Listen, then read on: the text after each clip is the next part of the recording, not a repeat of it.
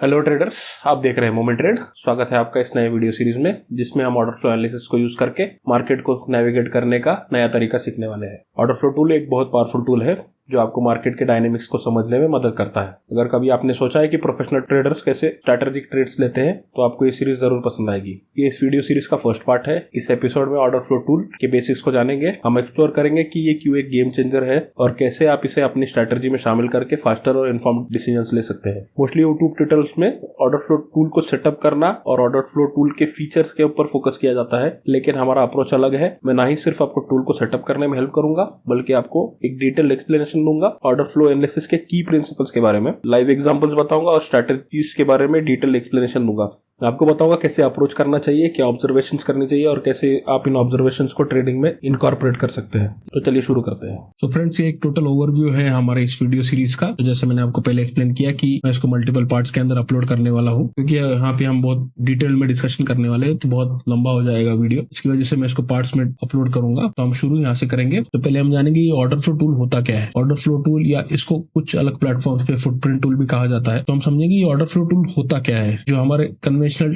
Candlestick charts होते हैं उससे क्या इसके अंदर डिफरेंस है, क्या इसके एडवांटेजेस है compare to the candlestick charts, और इसको यूज करके हमारा कंसिस्टेंसी कैसे बढ़ सकता है, ट्रेडिंग में हमारा डिसीजन मेकिंग और कंसिस्टेंसी कैसे बढ़ सकता है, जिसकी वजह से हमारा प्रॉफिटेबिलिटी मार्केट्स के अंदर बढ़ सके। तो पहले इसके बारे में हम समझेंगे all about the order flow and footprint tool. Second चीज पे आते हैं सेटिंग अप द टूल। एक काफी इंपॉर्टेंट चीज है, काफी इंपॉर्टेंट टॉपिक है। इसके तीन इंपॉर्टेंट पार्ट्स है जिससे मैं आपको एक स्टार्टिंग में एक एग्जांपल देता हूँ। ये जो हमारे कैंडलस्टिक चार्ट्स होते हैं जिसके अंदर हमारे पास एक ओपन होता है, एक हाई होता है, एक लो होता है, एक क्लोज होता है, जिसको हम बोलते हैं OHLC। इसके बाद में एक हमारे पास एक टाइम फ्रेम होता है, 5 मिनट, 15 मिनट, 1 आवर या डेली, ऐसे अलग अलग टाइम फ्रेम्स होते हैं। ये टाइम फ्रेम कहाँ से आते हैं, ये हमारे बिहेवियर पे डिपेंड करता है। ये हमारा ट्रेडिंग बिहेवियर जो होता है उसके ऊपर डिपेंड करता है। जैसे कोई स्कैल्पर होगा तो वो 5 मिनट के ऊपर टाइम फ्रेम रखेगा या उससे कम भी रखेगा। डे ट्रेडर होगा तो वो 5 मिनट रखेगा, 15 मिनट रखेगा, हाफ एन आवर रखेगा। स्विंग ट्रेडर है तो वो 1 आवर प्रेफर करेगा। कोई इन्वेस्टर है तो वो डेली देखेगा या वीकली देखेगा। तो इस तरह से जो हमारा ट्रेडिंग बिहेवियर होता है उसके ऊपर हम ये इसको डिपेंड करता है कि ये पैरामीटर क्या सिलेक्ट करते हैं। अब जैसे मैंने इसको बताया कि इसके अंदर हमारे पास एडवांस डेटा मिलता है। तो ये जो डेटा है इसके अपने अलग पैरामीटर्स है, तो पैरामीटर्स को सेट करना पड़ता है। अगर ये पैरामीटर्स हमने सही से सेट नहीं किए तो हमको मिस इन्फॉर्मेशन हो सकती है। मिस इन्फॉर्मेशन की वजह से हमारा जो कंसिस्टेंसी जो हमको रिजल्ट्स में चाहिए थी वो हमको नहीं मिलेगी। हमको जिस तरीके से उस टूल का एडवांटेज मिलना चाहिए था वो नहीं मिलेगा। तो इसलिए ये इसका हुआ फर्स्ट पार्ट। तो इसके कुछ इंटरनल पैरामीटर्स होते हैं जिसको हमको सेटअप करना पड़ता है सही तरीके से। सेकंड चीज होती है वो एक इंपॉर्टेंट चीज है, इसके अंदर है ना वो प्रोफाइल्स होते हैं अलग अलग। एक होता है बिडास प्रोफाइल, दूसरा होता है वॉल्यूम प्रोफाइल, तीसरा होता है इम्बैलेंस प्रोफाइल, चौथा होता है डेल्टा प्रोफाइल। ये जो प्रोफाइल्स होते हैं अलग अलग स्ट्रेटेजीज के लिए अलग अलग प्रोफाइल सुटेबल होते हैं। फॉर एग्जांपल साइडवेज मार्केट चल रहा है कि ऑक्शनिंग प्रोसेस के अंदर आपको ब्रेकआउट देखना चाहते हो तो बिडास्क प्रोफाइल काम आएगा। किसी केस में वॉल्यूम प्रोफाइल काम आएगा। अगर आप ट्रेंडिंग मार्केट के लिए कंटिन्यूएशन देख रहे हो तो इम्बैलेंस प्रोफाइल काम आएगा। किसी स्ट्रेटेजीज में डेल्टा प्रोफाइल काम आएगा। तो इसी तरह से अलग अलग स्ट्रेटेजीज के लिए अलग अलग प्रोफाइल्स यूज होते हैं। और मोस्टली जो है जो बिड आस्क प्रोफाइल होता है इसके अंदर सब कुछ कवर हो जाता है और उसके अंदर आप इम्बैलेंसेस नहीं देख सकते। डेल्टा प्रोफाइल इसके अंदर आपको सब नंबर्स दिखाई देंगे। इसका रिप्रेजेंटेशन डेल्टा प्रोफाइल में थोड़ा अलग होगा, इम्बैलेंस में थोड़ा अलग होगा। डेटा वही होगा, रिप्रेजेंटेशन थोड़ा सा चेंज हो जाता है। अब तीसरा पार्ट ये है कि इसके अलग अलग प्लेटफॉर्म्स है, जैसे Sierra charts, Mira charts, Bell TPO, वो चार्टिंग। तो ये जो टॉप 3 मैंने आपको बताया, सियरा चार्ट्स, मीरा चार्ट्स और बेल टीपीओ, ये थोड़े कॉस्टली साइड के ऊपर सॉफ्टवेयर है और इनका एक वन टाइम फी होता है बेसिकली, जो आपको फिर बाद में लाइफ टाइम के लिए रहता है। तो एक इनिशियल हैवी इन्वेस्टमेंट है इसके अंदर। और मैं जो हूँ ये वो चार्टिंग पर्सनली यूज करता हूँ। इसका एक सिंपल रीजन है क्योंकि मैंने जब स्टार्ट किया था सीखना तो इसका एक मंथली सब्सक्रिप्शन होता है विच यू कैन बाय, और उसके ऊपर मैंने स्टार्ट किया था सीखना। तो उसको अभी कंफर्टेबल लगता है, मेरे ट्रेडिंग स्टाइल को अच्छे से सूट करता है, इसलिए इसको मैंने चेंज नहीं किया। तो सारा जो सेटअप मैं बताऊंगा ये गो चार्टिंग पे होगा। अब इसके सेटअप में एक इंपॉर्टेंट पार्ट है कलर स्कीम्स का। कलर स्कीम का जो लॉजिक है, तो यहाँ पे जैसे आप देखते हो कि इधर जब कैंडलस्टिक चार्ट्स को यूज करता है तो अलग अलग कैंडल्स यूज करते हैं, कोई जो अलग अलग कलर स्कीम्स में यूज करते हैं। बुलिश कैंडल के लिए कोई ग्रीन यूज करता है, कोई ब्लू यूज करता है, कोई और अलग कलर यूज करता है। पर इसके अंदर जो है जो कलर स्कीम है इसको हम स्टैंडर्डाइज्ड करेंगे। इसको मैं एक स्टैंडर्डाइज्ड कलर स्कीम कैसे यूज करना है और क्यों यूज करना है वो बताऊंगा। उनका बेसिकली लॉजिक ये है कि अगर आप स्टैंडर्ड कलर स्कीम यूज करोगे तो सिर्फ कलर्स देख के आपको जो फास्ट एक्शन लेना है डेटा के ऊपर से, आपको इमीडिएट एक्शन जो लेना है, रियल टाइम डेटा जो आपको मिल रहा है उसमें से एक्शन अगर आपको फास्ट लेना है तो आपको कलर स्कीम जो है through out the charts consistent 100% रखनी पड़ेगी, क्योंकि हमको कलर स्कीम से ही मैं आपको बताऊंगा, जैसे एक्सप्लेन करूंगा कि कलर से ही कैसे इमीडिएट एक्शन आप ले सकते हो। वो हम सारा कुछ ये सब कुछ डिस्कस करेंगे सेटिंग अप द टूल में। थर्ड पार्ट है की प्रिंसिपल्स ऑफ ऑर्डर फ्लो। ये सबसे इंपॉर्टेंट पार्ट है। इसके अंदर ये जो मार्केट ऑक्शनिंग होता है, मार्केट ऑक्शनिंग के प्रिंसिपल्स को हम डिस्कस करेंगे यहाँ पे। इसके करीब 20 से 22 प्रिंसिपल्स है, और ये 20 से 22 प्रिंसिपल जो है ये आपको मार्केट में जो प्राइस मूवमेंट हो रहा है उसके पीछे क्या हो रहा है। जैसे आपको पता होगा कि जब प्राइस हमारा मूव होता है उसके पीछे जो होता है बिड आस्क होता है। बेसिकली आप अगर प्लेमैन में बताऊं तो बायर सेलर, ये बायर सेलर के बीच में कंटिन्यूअसली एक ट्रांजैक्शन होता है, और ट्रांजैक्शन को समझ के आपको पता चलेगा कि बायर स्ट्रांग है या सेलर स्ट्रांग है। तो ये जो प्रोसेस है इसको बोलते हैं मार्केट ऑक्शनिंग। तो एक बार आपको ये प्रोसेस समझ गई कि जो प्राइस मूव हो रहा है ये क्यों मूव हो रहा है, इसके अंदर बायर स्ट्रांग है या सेलर स्ट्रांग है, तो आपको मार्केट का डायरेक्शन पता करने में बहुत हद तक आसानी हो जाएगी, और आपकी ट्रेडिंग स्टाइल में कंसिस्टेंसी बढ़ जाएगी। उसकी वजह से आप प्रॉफिटेबल होना शुरू हो जाओगे। तो इसका एक मेन पार्ट है की प्रिंसिपल्स ऑफ ऑर्डर फ्लो। तो इसका एक सबसे इंपॉर्टेंट पार्ट है ये। अगले पार्ट पे जाएंगे तो order flow stand alone strategies. अब इसमें टोटल 6 स्ट्रेटजीज है। इसमें समझिए स्टैंड अलोन मैंने बोला है कि स्टैंड अलोन क्यों बोला है कि जब आप ये स्ट्रेटजी यूज करोगे तो सिर्फ और सिर्फ ऑर्डर फ्लो चार्ट लगा दोगे, तो उसमें से जो भी डेटा मिलेगा वो डेटा को यूज करके आप ट्रेड कर सकते हो। इसमें आपको कोई भी एडिशनल इंडिकेटर की जरूरत नहीं है। ऑर्डर फ्लो चार्ट के ऊपर ही इतना आपको डेटा मिलेगा, वो किसी भी इंडिकेटर से ज्यादा एडवांटेजेस होगा। तो आपको कोई भी इंडिकेटर लगाने की जरूरत नहीं, केवल और केवल ऑर्डर फ्लो चार्ट यूज करके आप ये स्ट्रेटजी लगा सकते हो ट्रेड करने के लिए। तो ऐसे इसके अंदर 6 स्ट्रेटजीज है। नेक्स्ट है context and order flow chart. Context and order flow में भी आपको कोई भी इंडिकेटर लगाने की जरूरत नहीं है। तो जैसे आपको आगे एक्सप्लेन करूंगा कि ऑर्डर फ्लो क्यों सुपीरियर है। सिर्फ ऑर्डर फ्लो के अंदर इतना डेटा होता है, क्योंकि सारे जो इंडिकेटर्स होते हैं हमारे वो होते हैं लैगिंग इंडिकेटर्स, राइट। तो ऑर्डर फ्लो जो होता है वो रियल टाइम डेटा आपको देता है, रियल टाइम बायर और सेलर्स के बीच का ट्रांजैक्शन बताता है। रियल टाइम में आपको सारा डेटा मिलता है, करंट सिचुएशन में आपको डेटा मिल रहा है। जो सारे इंडिकेटर्स लैगिंग होते हैं, लैगिंग नहीं होता। इसके एडवांटेजेस के बारे में हम आगे बात करेंगे कैसे इसको यूज करना है। इसमें जो मैं कंटेक्स्ट की बात कर रहा हूँ, कंटेक्स्ट का ये मतलब है, समझ लीजिए आप एक ब्रेकआउट ट्रेडर है और ये आपका रेजिस्टेंस आपने मार कर रखा, ये आपका सपोर्ट मार कर रखा। मार्केट ने इसको अच्छी तरह से रिस्पेक्ट किया है रेजिस्टेंस और सपोर्ट को, और उसके बाद में जब प्राइस थोड़ा सा यहाँ आने के बाद से कंसोलिडेट हो रहा है, तो आपको एक्सपेक्टेशन है कि यहाँ रेजिस्टेंस को आप ब्रेक करेगा। एक होता है एग्रेसिव ट्रेडर, वो यहाँ ट्रेड ले लेगा। एक ट्रेडर होता है कि वो इसको ब्रेकआउट को यहाँ पे ब्रेकआउट होने के बाद यहाँ ट्रेड लेगा। ये सेकंड टाइप ऑफ ट्रेडर है, ये फर्स्ट टाइप ऑफ ट्रेडर है। और कुछ ट्रेडर्स होते हैं उसको वापस से टेस्ट होने देता है, जैसे ये रेजिस्टेंस था ये बाद में सपोर्ट बन जाएगा, तो उसको टेस्ट होने के इस बाउंस पे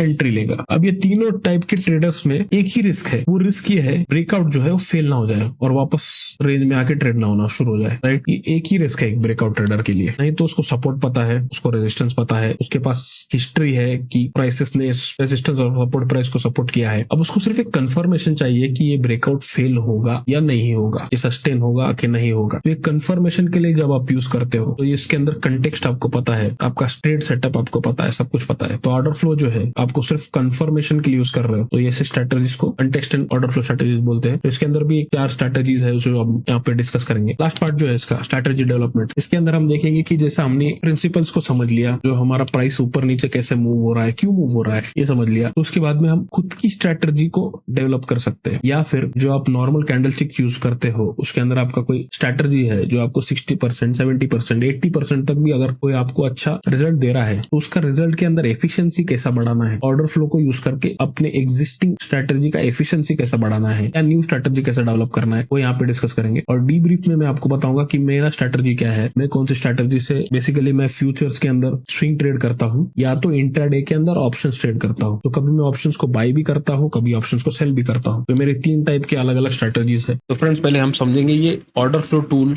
या फुटप्रिंट टूल होता क्या है बेसिकली। तो मैंने जैसे पहले आपको एक ग्लिम्स दिया था कि इसमें एक होता है मार्केट ऑक्शन थियरी। तो ये मार्केट ऑक्शन थियरी क्या कहती है कि मार्केट में जो बायर्स और सेलर्स के बीच में जो प्राइस का मूवमेंट होता है वो किसी भी अदर बिजनेस की तरह ही होता है, similar to any other business in the world.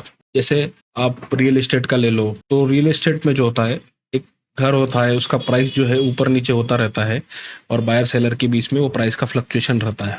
या कोई और आप वेजिटेबल मार्केट ले लो, तो अब आप कोई सब्जी खरीदने जाते हो तो उसका प्राइस कभी ज्यादा होता है कभी कम होता है। इस तरह से मार्केट के अंदर जो भी स्टॉक्स होते हैं उसका प्राइस मूवमेंट भी जो है किसी अदर बिजनेस या किसी अदर मार्केट के तरह ही बिहेव करता है। तो ये मार्केट ऑक्शन थियरी का जो ग्राफिकल रिप्रेजेंटेशन है वो ये ऑर्डर फ्लो टूल है। तो ये मार्केट ऑक्शन थियरी के अंदर 2 मेजर प्लेयर्स होते हैं, एक होता है बायर, एक होता है सेलर। अब ये बायर और सेलर के बीच में कंटिन्यूअसली ट्रांजैक्शन होते रहते हैं और ये ट्रांजैक्शन इस चीज के लिए होता है कि दोनों को एक फेयर वैल्यू चाहिए। फेयर वैल्यू यानी एक सही भाव चाहिए दोनों को। बायर को चाहिए कि मैं कम में खरीदूं और ज्यादा में बेचूं, सेलर को चाहिए कि मैं ज्यादा में खरीदूं और कम में बेचूं। अब इसको एक्सप्लेन करने के लिए मैं थोड़ा सा एक छोटा सा एग्जांपल देता हूँ, बाद में हमको बहुत डिटेल में समझेंगे आगे कि इसका बिड आस्क कैसे होता है और कैसे कैसे नहीं होता है। पर एक छोटा सा एग्जाम्पल आपको समझने के लिए बताता हूँ मैं। चलिए फॉर एग्जाम्पल ये एक घर है और ये घर जो है सेलर को जो है घर को बेचना है और उसने इनिशियल प्राइस कोट किया है 25 लाख। अब एक बायर है, उसको इस घर के अंदर इंटरेस्ट है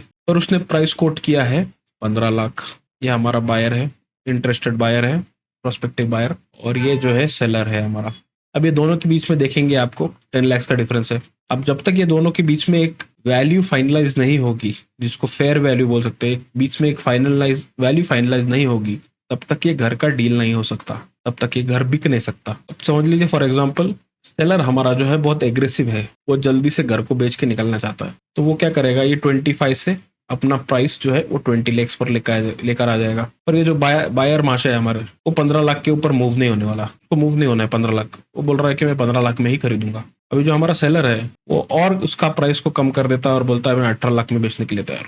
फिर भी हमारा जो बायर है वो मानता नहीं है और उसको घर में इंटरेस्ट है, इसीलिए वो क्या करता है, उसके प्राइस को थोड़ा सा बढ़ा के 16 लाख कर देता है। सेलर देखता है जैसे कि उसने 16 लाख कर दिया है, सेलर हमारा एग्रेसिव है, तो वो 16 लाख के ऊपर बेच देता है। जैसे ये 16 लाख मीट होता है दोनों का, इसको बोलते हैं एक ट्रांजैक्शन हुआ, एक बायर और एक सेलर के बीच में एक ट्रांजैक्शन हुआ, तो इस घर का फाइनल डील हो जाएगा। तो हर ट्रांजैक्शन को कंप्लीट होने के लिए एक बायर चाहिए, एक सेलर चाहिए। ऐसा नहीं होता कि सेलर ज्यादा हो गया इसलिए मार्केट गिर गया, और ऐसा भी नहीं होता कि बायर ज्यादा हो गया इसलिए मार्केट ऊपर जा रहा है। एक्चुअली होता क्या है, जो भी सेलर था वो प्राइसेस को नीचे आने के लिए, नीचे के कम रेट्स पे बेचने के लिए तैयार था, क्योंकि जो सेलर होता है उसको पैसा कब मिलेगा, जबकि जब प्राइसेस ज्यादा होंगे। अगर वो 25 लाख पे बेचता तो उसका प्रॉफिट ज्यादा होता, राइट, पर वो 16 लाख पे बेचने के लिए भी तैयार हो गया। और बायर का सिनेरियो देखेंगे तो बायर उसको महंगे में खरीदने के लिए तैयार हो गया। बायर जबकि बोल रहा था मैं 15 लाख में खरीदूंगा, पर उसने खरीदा है 16 लाख में। तो अब दोनों ने अपना अपना पोजीशन मूव किया है। और पोजीशन मूव करने में हमको एक आइडेंटिफाई करना है कि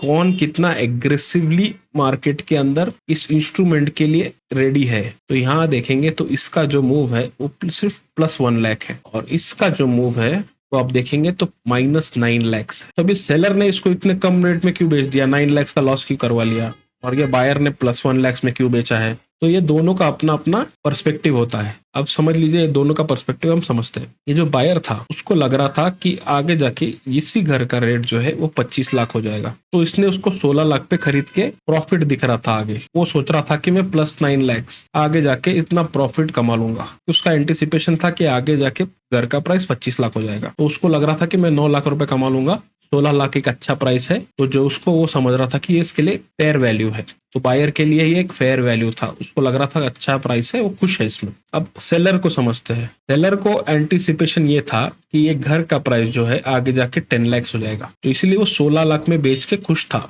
उसको ये लग रहा था कि मैंने 6 लाख रुपए बचा लिए, वरना अगर आगे जाके प्राइसेस गिर जाते तो उसको 6 लाख का नुकसान हो जाता। तो उसको 16 लाख पे बेचकर खुशी थी, ये प्राइस पर बेच के उसको खुशी थी कि उसने अच्छे प्राइसेस पे बेचा है। जबकि उसका जो मूव है वो 9 लाख रुपए वो नीचे आया है अपने इनिशियल कोटिंग प्राइस से। अब ये जो 16 लाख है, ये जो 16 लाख है, ये है हमारा फेयर वैल्यू, जिसमें बायर और सेलर दोनों खुश है उस प्राइस पे ट्रेड करके। तो ये रहता है हमारा फेयर वैल्यू। तो मार्केट में सारा झगड़ा जो है बायर और सेलर के बीच में, ये सारा झगड़ा जो है इस फेयर वैल्यू के लिए चल रहा है। सेशन टू सेशन जो है एक दिन का पूरा सेशन होता है, और प्राइसेस जो है उसके फेयर वैल्यू के आसपास क्लोज होने की कोशिश करते हैं। वीक के पूरे सेशन में प्राइसेस जो है उस वीक के फेयर वैल्यू के पास क्लोज होने की कोशिश करते हैं। मंथ के सेशन में मंथ के फेयर वैल्यू के पास क्लोज होने की कोशिश करते हैं। और ये कैसे होता है, इसका ये मतलब नहीं है कि बायर्स ज्यादा हो गए मार्केट के अंदर इसीलिए ऊपर जा रहा है, सेलर ज्यादा हो गए मार्केट के अंदर इसीलिए जा रहा है नीचे। ऐसा नहीं है। Every buyer requires a seller, हर बायर को एक सेलर की जरूरत है। इसमें ये इंपॉर्टेंट है कौन ज्यादा रिएक्टिव है मार्केट को, कौन ज्यादा प्राइसेस को रिएक्टिव है। जैसा इधर हमने एग्जांपल में देखा कि सेलर ज्यादा रिएक्टिव है,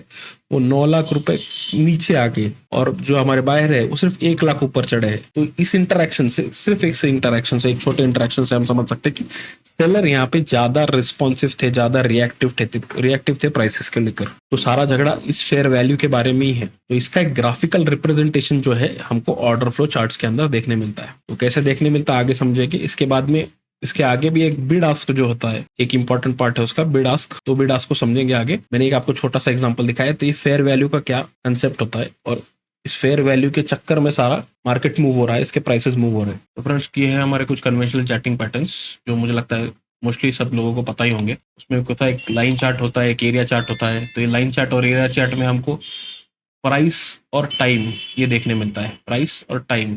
तो जैसे मैंने आपको एग्जांपल में बताया, जो हमारा फाइनल प्राइस था, जो घर बेचने का फाइनल प्राइस था 16 लाख वाला, तो ये प्राइस को इंडिकेट करेगा।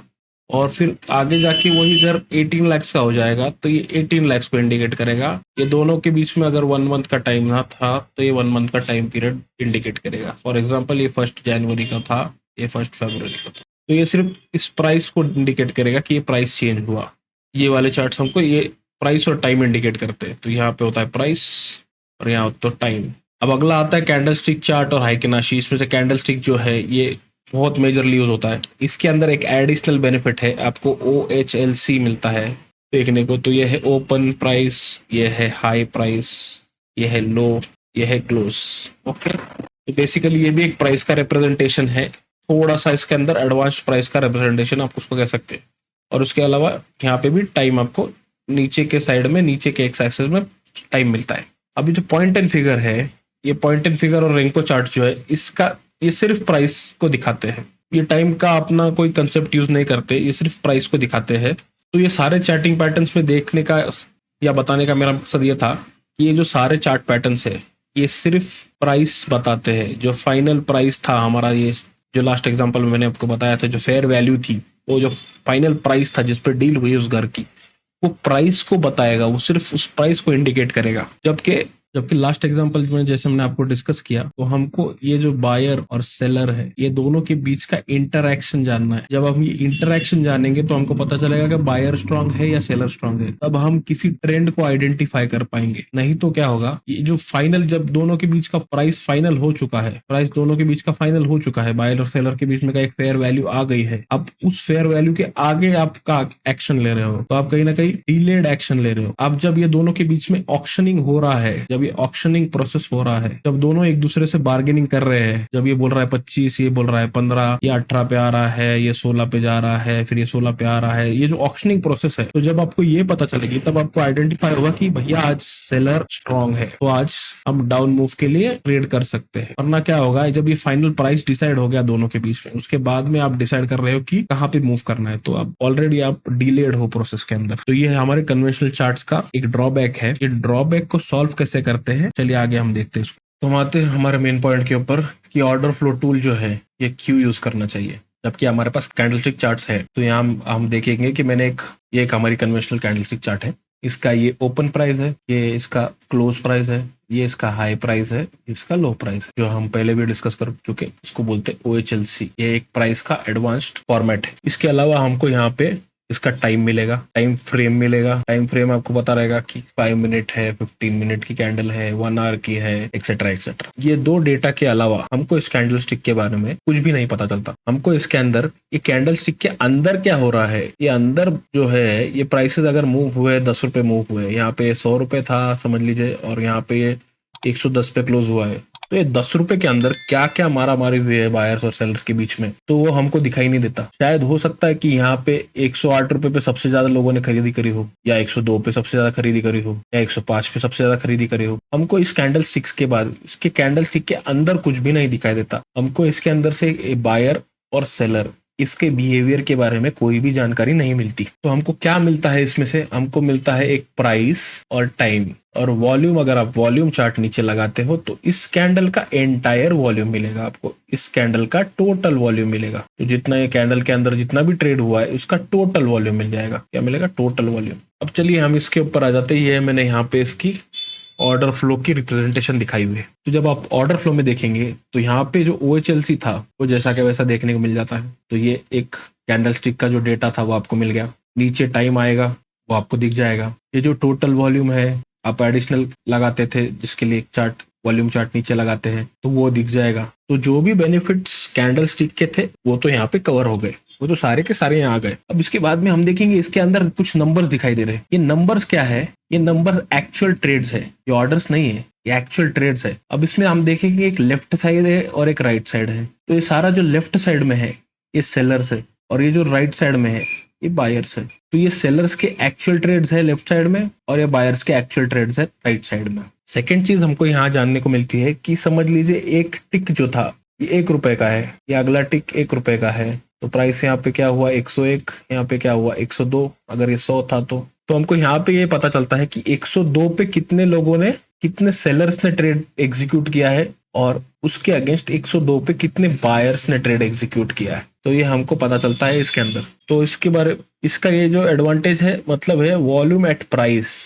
ये जो वॉल्यूम एट प्राइस है, तो एक पर्टिकुलर प्राइस पे जैसा 102 रुपए हो गया, तो इसके अंदर यहाँ पे जो दिख रहा है हमको 405 बाय 534, तो इसका टोटल वॉल्यूम हो गया 939, ये हो गया टोटल वॉल्यूम। अब ये जो वॉल्यूम है, ये वॉल्यूम एट 102, ये पर्टिकुलर प्राइस के ऊपर इतना वॉल्यूम ट्रेड हुआ है। इतने वॉल्यूम में से इतने सेलर्स थे और इतने बायर्स थे, तो ये जो लेफ्ट साइड में होता है वो सेलर्स होते हैं और ये जो था ये बायर्स है। तो ये जो है ये प्राइस के ऊपर 405 सेलर्स ने अपना ट्रेड एग्जीक्यूट किया है और 102 के प्राइस पे 534 बायर्स ने अपना ट्रेड एग्जीक्यूट किया है। तो ये हमको इसके अंदर मिलता है। ये जो सारा ऑर्डर फ्लो है एक आपको सिंगल ग्राफिक में मिल जाएगा। ये जितना भी ऑर्डर फ्लो दिख रहा है आपको, ये जितने भी नंबर्स यहाँ पे दिख रहे हैं, ये सारा आपको एक ही कैंडल के अंदर सारा रिप्रेजेंटेशन मिल जाएगा। ऐसा नहीं होगा कि नीचे आपको सिर्फ एक वॉल्यूम बार मिल गई, आपको हर किसी का अपना अपना अलग वॉल्यूम मिलेगा।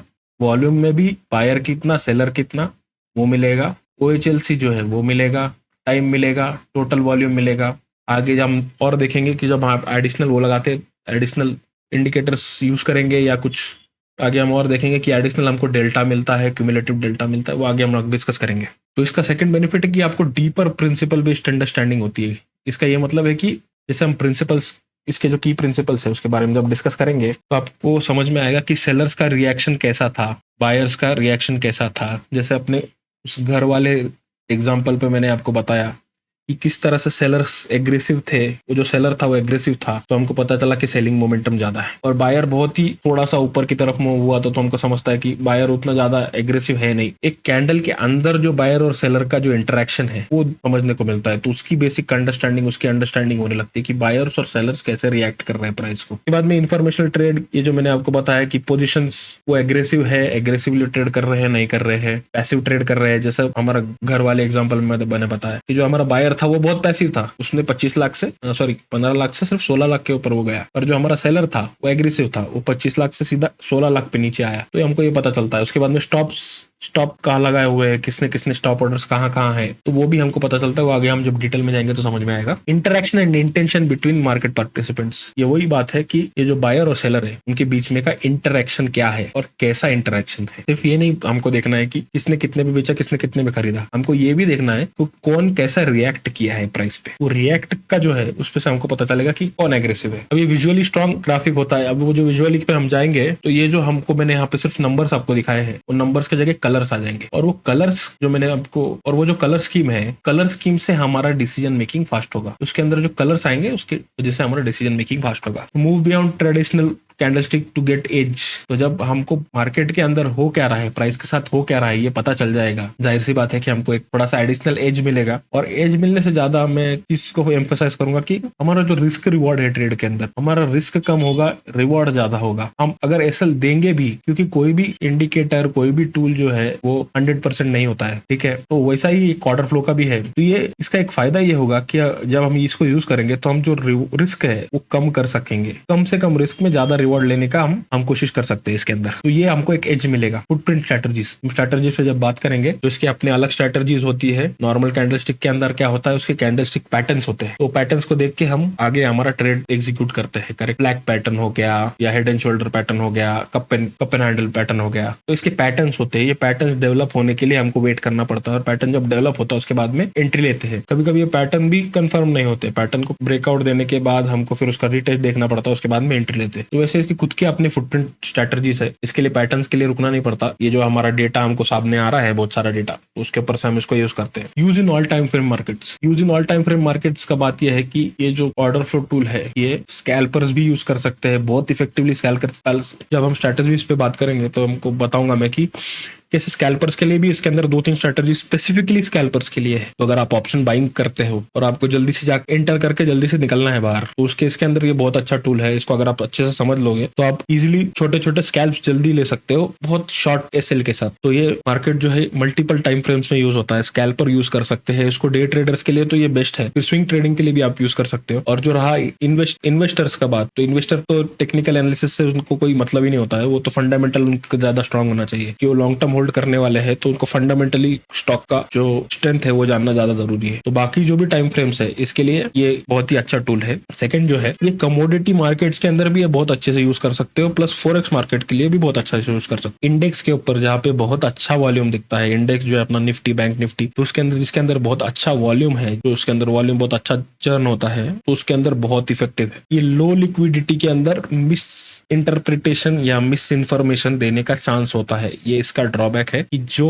स्टॉक के अंदर लिक्विडिटी कम है तो वहां पे मिस इन्फॉर्मेशन हो सकती है। ये ऑर्डर फ्लो टूल यूज करने का एक प्री रिक्विजिट है, एक जरूरी चीज है कि वॉल्यूम या लिक्विडिटी जो है, लिक्विडिटी अच्छी होनी चाहिए वो पर्टिकुलर स्टॉक के अंदर। तो इसका एक ही प्री रिक्विजिट है। चलिए आगे चलते हैं। तो फ्रेंड्स, ये है एक ऑर्डर फ्लो टूल का सेटअप। ये जो मैं आपको कलर स्कीम्स की बात कर रहा था, तो जब आपका ऑर्डर फ्लो टूल पूरी तरह से सेटअप कर लोगे तो वो कुछ इस प्रकार दिखेगा। ये जो बॉक्सेस है जिसके अंदर ये सारा डेटा लिखा हुआ है, ये जो सारे ट्रेड एग्जीक्यूट हुए उसका वॉल्यूम लिखा हुआ है, वो अलग अलग कलर्स के अंदर डिपिक्ट होना शुरू हो जाएंगे। और नीचे की तरफ आप देखेंगे तो यहाँ पे हम वॉल्यूम, डेल्टा और क्यूमुलेटिव डेल्टा हम इसको ऐड करेंगे बाद में से। तो ये सेटअप होने के बाद में कुछ आपका ऑर्डर फ्लो टूल ऐसा दिखेगा स्क्रीन के ऊपर। तो पहले आप नोटिस करिए यहाँ पे ये आपकी कैंडल स्टिक है, जो आपकी कन्वेंशनल कैंडल है वो आपकी कन्वेंशनल कैंडल स्टिक है यहाँ पे लेफ्ट साइड में। तो यहाँ पे जैसे देख सकते हैं ये प्राइस यहाँ पे ओपन हुआ था, नीचे यहाँ लो बनाया है, एक फिर हाई बनाया है और यहाँ कहीं ना कहीं क्लोज हुआ है।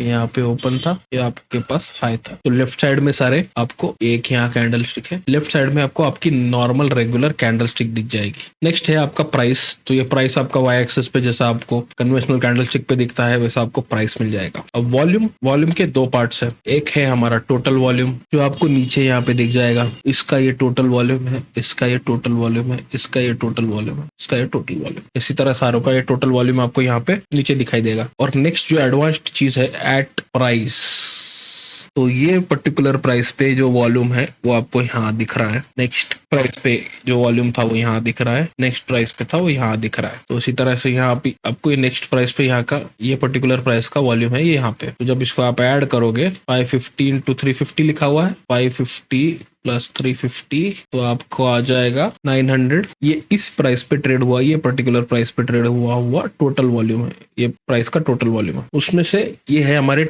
सेलिंग वॉल्यूम, ये है हमारा बाइंग वॉल्यूम, ये हमारा है सेलिंग वॉल्यूम। तो हमको वॉल्यूम के दो मिल जाते हैं, यहाँ पे टोटल वॉल्यूम दिख जाता है, वॉल्यूम एट प्राइस मिल जाता है। नेक्स्ट पार्ट है इसका ऑर्डर फ्लो। ये ऑर्डर फ्लो समझने के पहले एक चीज को मैं आपको समझा देता हूँ। ये जो आपको वर्टिकल बॉक्सेस दिख रहे हैं, ये पूरा एक वर्टिकल जो बॉक्स है इसको बोलेंगे सिंगल रोटेशन। ये सब सिंगल रोटेशन है, एक एक रोटेशन है, ये सिंगल रोटेशन है। अब ये सिंगल रोटेशन के अंदर हमको जो नंबर ऑफ बॉक्सेस दिख रहे हैं 1 2 3 4, तो इसको बोलते हैं हम हैंडल्स।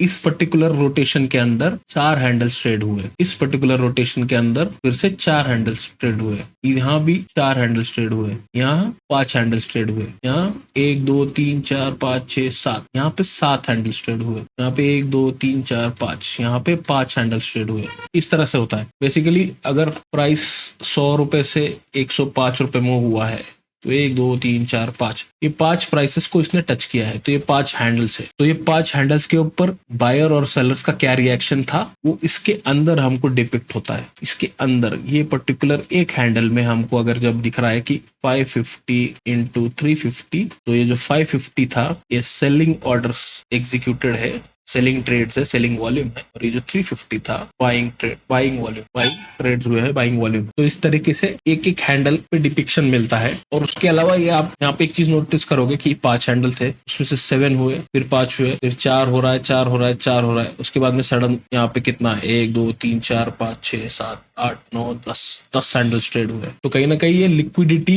जज करने के लिए भी काम आता है। वो लिक्विडिटी सेक्शन में जब जाएंगे तब हम डिस्कस करेंगे। तो ये हैंडल्स होते हैं और एक पूरे वर्टिकल कॉलम को एक रोटेशन कहा जाता है। उसके अंदर जो हॉरिजॉन्टल कॉलम्स तैयार होते हैं उसको हैंडल्स कहा जाता है। तो ये है इसका ऑर्डर फ्लो। तो नेक्स्ट आ जाता है हमारा डेल्टा।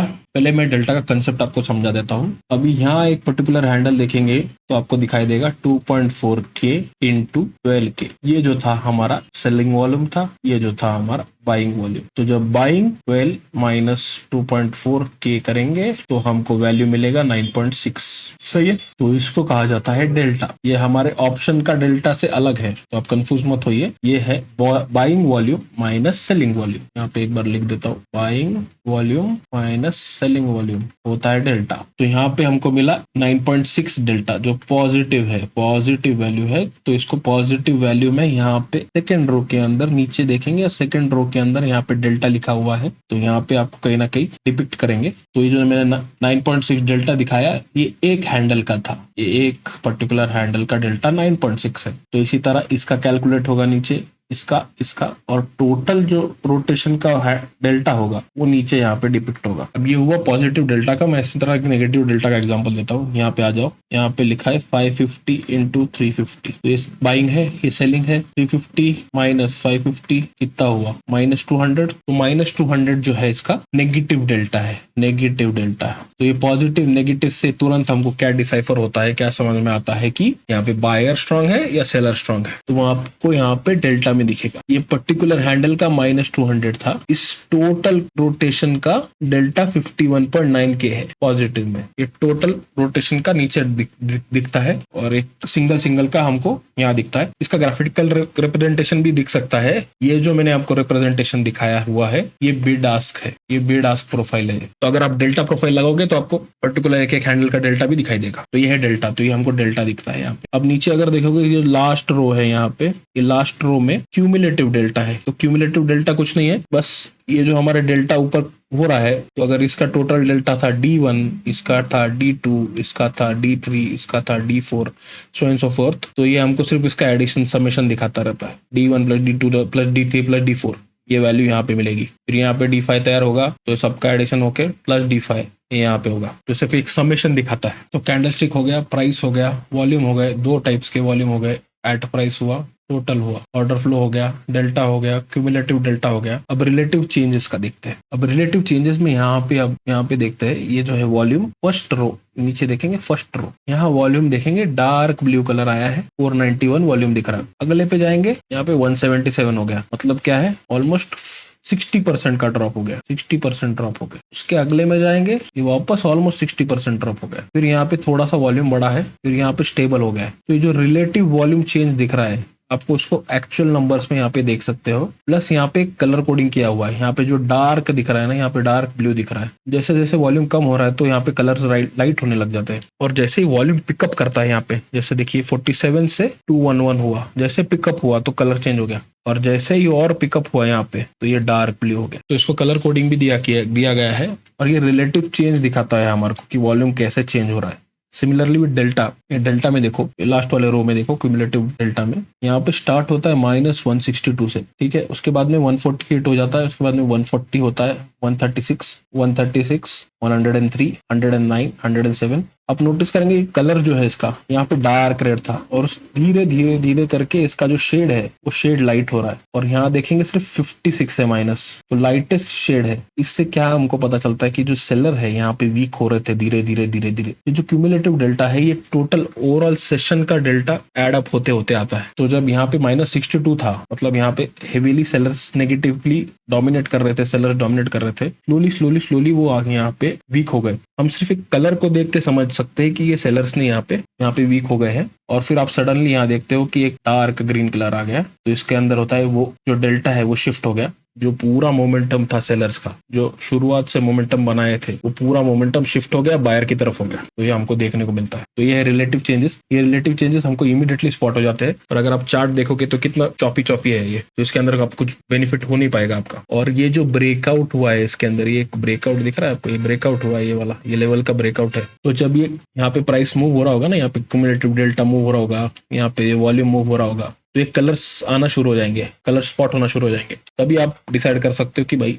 आज अभी इसके अंदर मोमेंटम आ रहा है बाइंग की तरफ, आप ट्रेड के लिए इनिशिएट कर सकते हो। वो आगे हम डिस्कस भी करेंगे कैसे क्या उसको इनिशिएट किया जाता है। तो हम कैसे एंटर करना रहता है वो कलर्स को यूज करके, वो बाद में हम डिस्कस करेंगे ही। तो ये है रिलेटिव चेंजेस। और ये जो मैं आपको डिस्कस कर रहा था कि कलर शेडिंग है, तो सब जगह आप देख सकते हैं कि आपको एक कलर शेडिंग देखने मिलेगा। तो कलर शेडिंग का मैं आपको एग्जाम्पल देता हूँ। ये देख रहे हो आप, एक डार्क ग्रीन कलर है, उसके बाद में ये यहाँ देखेंगे तो ये मीडियम ग्रीन है, और यहाँ देखोगे तो ये लाइट ग्रीन। ये 3 शेड्स है प्रिडोमिनेंटली इसके अंदर, ये डार्क, ये मीडियम और ये लाइट। अब ये 3 शेड के कलर जो दिख रहे हैं हमको, ये कहीं ना कहीं जब हम सेटअप करेंगे तब हम इसके अंदर जो वॉल्यूम हो रहा है ट्रेड, पर्टिकुलर एक हैंडल के अंदर जो वॉल्यूम ट्रेड हो रहा है उसको ये कलर्स डिपिक्ट करते हैं। अभी हमको इसके अंदर के नंबर्स को जाकर देखने की जरूरत नहीं है ज्यादा। इसके अंदर एग्जैक्टली 3.7 हुआ, 3.8 हुआ, 10 हुआ, हर हैंडल में एक नंबर देखोगे, ये सारा नंबर देखोगे तो आप ट्रेडिंग ही नहीं कर पाओगे। तो इसके एक नंबर्स को नहीं देखना होता है। टूल को ऐसा सेटअप करना है कि आपको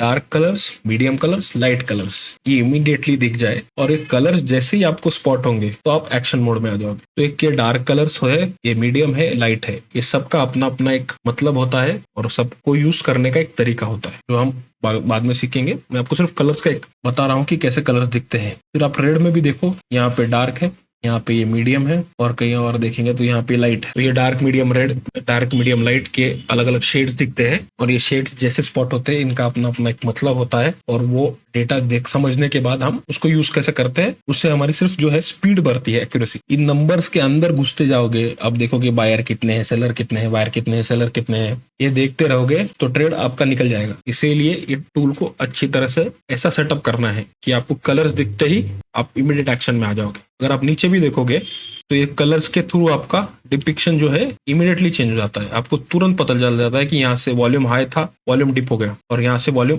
पिकअप हो गया, यहाँ पे अच्छा खासा वॉल्यूम पिकअप हो गया। ये भी मैंने आपको पहले जैसे एक्सप्लेन किया कि आपको कुमुलेटिव डेल्टा आपको तुरंत दिख जाता है कि यहाँ पे पूरा जो सेलिंग मोमेंटम था वो खत्म हो गया, और ये पूरा मोमेंटम जो सेलिंग था वो अभी बाइंग की तरफ शिफ्ट हो गया। तो ऐसा इसको कलर शेडिंग जो है इसका सबसे बड़ा बेनिफिट है। अगर इसको सही तरीके से आप सेटअप करते हो, कलर्स को यूज करके आप बहुत फास्ट एक्शन ले सकते हो। अब लास्ट पार्ट है टेक्निकल टूल्स। लास्ट पार्ट है टेक्निकल टूल्स का। ये टेक्निकल टूल्स या आप बोल सकते हो टेक्निकल इंडिकेटर्स। अब जैसे आप एक नॉर्मल कैंडलस्टिक पैटर्न में अलग अलग टेक्निकल इंडिकेटर्स यूज करते हो, वो सारे टेक्निकल इंडिकेटर्स आप इस चार्ट के ऊपर भी लगा सकते हो। अगर कोई ईएमए यूज करता है या कोई सुपर ट्रेंड यूज करता है, कुछ भी है, आप उसको इस ऑर्डर फ्लो पर भी लगा सकते हो। बट मैं आपको रेकमेंड नहीं करूंगा कि कोई भी आप टेक्निकल इंडिकेटर आप इसके ऊपर लगाओ। इसका सिंपल रीजन ये है कि ये जो भी आपको डेटा दिख रहा है ये रियल टाइम में दिख रहा है। ये जो भी फ्लैश हो रहे नंबर्स या जो भी कलर्स फ्लैश होंगे ये रियल टाइम होंगे, और जो आपका इंडिकेटर है वो आपको लैगिंग इंडिकेशन देगा। तो जो अब तक आपका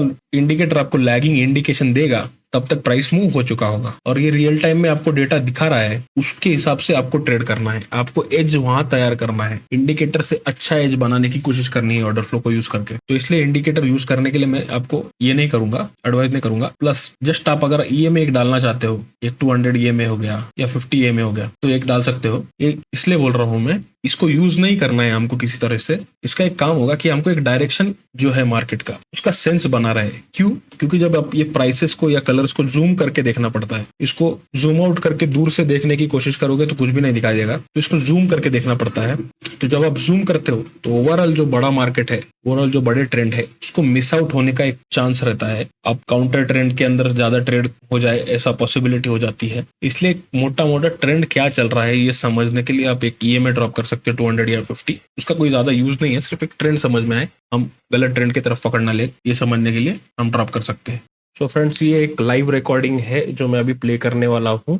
ये एक्चुअली निफ्टी फ्यूचर्स का एक चार्ट है, ये 5 मिनट रोटेशंस पे। तो ये हर एक रोटेशन 5 मिनट्स का है इसके अंदर। तो मैं सिर्फ आपको एक प्ले करके दिखाता हूँ एक बार, ये कैसे मूव होता है हमारे ये जो ऑर्डर फ्लो के अंदर जो कलर स्कीम्स की मैं बात कर रहा हूँ। तो वो कलर स्कीम्स किस तरह से चार्ट के ऊपर दिखाई देती है, चार्ट के ऊपर कैसे उनका चेंजेस आपको नोटिस करने को मिलता है। तो आपको इसके अंदर ये जो नंबर्स दिख रहे हैं इसके बारे में ज्यादा सोचना नहीं है। अभी सिर्फ मैं जो आपको रिकॉर्डिंग चलाऊंगा इसके बाद में सिर्फ आपको 2 चीजें नोटिस करनी है। तो ये जो कलर स्कीम है, पहले बात तो ये कलर स्कीम, ये जो आपको ऑर्डर फ्लो हैंडल्स ट्रेड हो रहे हैं उसके अंदर आपको नोटिस करना है। तो जैसे हमारे मैंने कलर्स आपको बताए हुए हैं कि रेड और जो ग्रीन है ये 2 हमारे कलर्स होंगे।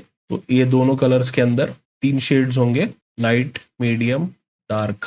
और ग्रीन में भी ऐसे 3 शेड्स होंगे, लाइट, मीडियम, डार्क। तो आप देख सकते हो कि ये जो है यहाँ डार्क ग्रीन दिख रहा है, यहाँ पे भी डार्क ग्रीन है, यहाँ पे थोड़ा सा मीडियम ग्रीन है, और ये जो है हमारे लाइट ग्रीन्स है। तो ये ग्रीन्स के अंदर अलग अलग शेड दिख रहे हैं, है ना।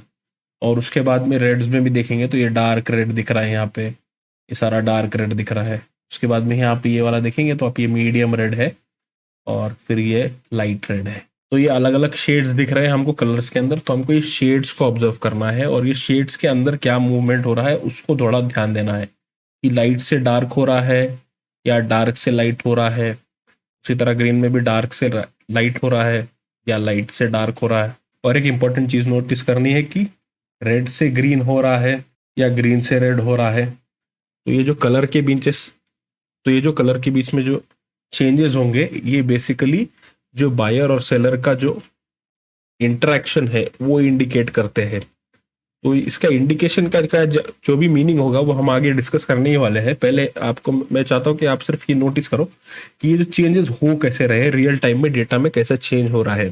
क्योंकि जो हम कैंडल स्टिक में सीखते हैं, तो ये कैंडल स्टिक में क्या है कि पुराना डेटा होता है हिस्टोरिकल, उसके बाद में हम ट्रेंड लाइन ये वगैरह बना के इसके बाद में ये ब्रेकआउट हुआ, ये इस तरह से डिस्कस करते हैं। पर ये जो ऑर्डर फ्लो होता है इसके अंदर ये सब को ऐसा डिस्कस नहीं किया जाता। ये जो लाइव डेटा होता है, लाइव डेटा के ऊपर से हम इमीडिएट एक्शन लेते हैं, हमारा एक्शन डिलेड नहीं होता कैंडल स्टिक की तरह। इसके अंदर इमीडिएट यहाँ पे आपको डेटा, यहाँ पे कलर स्कीम के थ्रू आपको इंटरेक्शन पता चलेगा, इंटरेक्शन के थ्रू आपको ये पता चलेगा कि बायर स्ट्रांग है, सेलर स्ट्रांग है। आप सेटअप देखोगे, आपके पास एक स्ट्रैटेजी होगी, फुटप्रिंट स्ट्रैटेजी जो होती है, उस स्ट्रैटेजी के हिसाब से आप इमीडिएटली इस ट्रेड को पंच करोगे। तो ये जो कलर जो चेंज हो रहा है, ये बेसिकली आप समझिए एक इंटरेक्शन डिनोट करता है। तो आपको ये कलर का बीच में जो चेंज हो रहा है वो समझना ज्यादा जरूरी है। बाकी आपको ये नंबर्स बहुत सारे दिख रहे होंगे, तो इससे कंफ्यूज होने की जरूरत नहीं है। इसके अंदर ज्यादा अपने को घुसने की जरूरत नहीं है, ज्यादा डिटेल में जाने की जरूरत नहीं है। जो भी इंपॉर्टेंट चीजें होती है, जैसे जीरो प्रिंट है, यहाँ पे एक जीरो दिख रहा है, कुछ अलग और छोटी चीजें होती है, जैसे आपको एक बॉक्स नजर आ रहा होगा, ये बॉक्स दिख रहा है, हर जगह एक बॉक्स दिख रहा है, करेक्ट। इसको कहा जाता है VPOC। तो ये भी हम बाद में डिस्कस करेंगे। इसके ऊपर एक ये पूरा एक हमारा जो प्रिंसिपल्स के अंदर एक पार्टी है, इसको बोलते हैं वॉल्यूम पॉइंट ऑफ कंट्रोल। तो ये बाद में हम डिस्कशन में आएगा ही हमारे, पर मैं अभी चाहता हूँ कि सिर्फ आप कलर्स नोटिस करो। और यहाँ पे भी आप नोटिस करो कि कलर्स जो है, ये वॉल्यूम कलर जो है, जब डार्क होता है तो डार्क ब्लू हो जाता है, देखिए यहाँ पे डार्क ब्लू हो गया है। और जब वॉल्यूम लो वॉल्यूम हो जाता है तो लाइट कलर्स हो जाते हैं, लाइट। और फिर ये हमारा डेल्टा दिखता है यहाँ पे, और क्यूमुलेटिव डेल्टा दिखता है। तो उनके भी कलर्स आप नोटिस करिए कैसे कलर्स चेंज होते हैं जब ये रियल टाइम डेटा मूव होता है, तो ये भी कलर्स अपने चेंज होने लगते हैं। तो मैं अभी ये वीडियो स्टार्ट करता हूँ।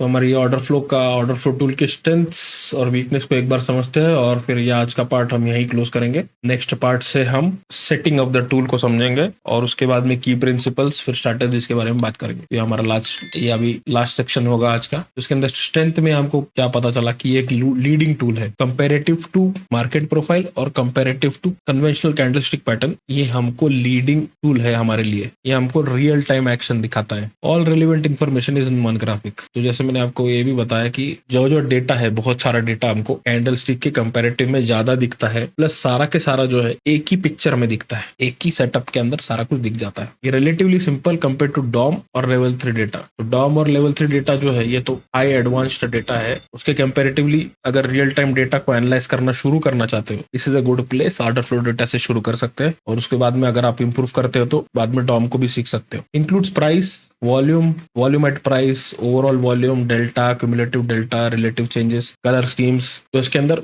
जो हमारा कन्वेंशनल कैंडलस्टिक पैटर्न होता है उससे कहीं ज्यादा डेटा आपको देखने को मिलता है। एक सिंगल स्क्रीन के ऊपर सारा डेटा देखने मिलेगा without any indicator. Mind you, कोई इंडिकेटर आप यूज नहीं कर रहे हो, सिर्फ और सिर्फ ऑर्डर फ्लो टूल लगा रहे हो। Objective fact based tools. अभी जो टूल्स सारे जो हम लगा रहे हैं इसके अंदर जो हमको डेटा मिल रहा है ये एक्चुअल डेटा है। ये ऑर्डर नहीं लगे हुए है कि हम बोल रहे हैं कि अच्छा इतने ऑर्डर है उतने ऑर्डर है, क्योंकि ये जो डॉम होता है, डॉम के अंदर ये ऑर्डर्स भी दिखते हैं और एग्जीक्यूटिव ऑर्डर्स भी दिखते हैं। तो इसमें हम जो देख रहे हैं, जो प्राइसेस, जो ऑर्डर्स, जो नंबर्स हमको दिख रहा है, जो डेटा हमको दिख रहा है, वो एक्चुअली एग्जीक्यूटेड ऑर्डर्स है। ओके, वो एक्चुअली एग्जीक्यूटेड मार्केट ऑर्डर्स है। इसको स्टैंड अलोन टूल के लिए यूज कर सकते हैं। ना कोई इंडिकेटर की जरूरत है, ना कुछ जरूरत है, ना आपको ओआई देखने की जरूरत है, ना आपको सुपर ट्रेंड देखना है, ना ईएमए देखना है। सिर्फ ऑर्डर फ्लो टूल यूज करके आप ट्रेड कर सकते। Execution provide confidence and leveraging. ये जो लेवरेजिंग का पार्ट है, ये लेवरेजिंग के लिए ही मैंने इस टूल को सीखना शुरू किया था और उसको इम्प्लीमेंट करना शुरू किया था। क्योंकि जब मैंने ट्रेडिंग स्टार्ट किया था तो मैं नॉर्मल इक्विटी में ट्रेड करता था और जब भी मैं इक्विटी से फ्यूचर्स की तरफ जाता था तो मुझको लॉस हो जाता था। तो करीब करीब इक्विटी में मैंने 3 इयर्स